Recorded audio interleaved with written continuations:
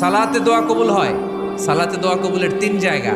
একটা হচ্ছে তাকবীরে তাহরিমার পরে আমরা সানা পড়ি না, আমরা তো একটা পড়ি।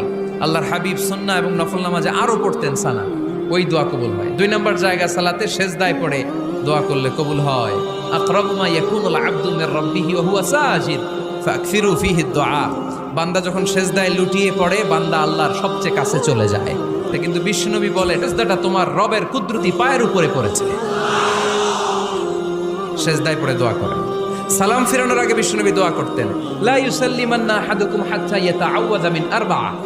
আল্লাহর হাবিব বললেন 4 জিনিস থেকে পানাহ না আছে আমার কোন উম্মত যেন সালাম না ফিরায়। তারা যেন পড়ে আল্লাহুম্মা ইন্নী আউযু বিকা মিন আযাবিল কবর, আউযু বিকা মিন আযাবি জাহান্নাম, আউযু বিকা মিন ফিতনাতিল মাহইয়া ওয়াল মামাত, আউযু বিকা মিন ফিতনাতিল মাসিহিদ দাজ্জাল।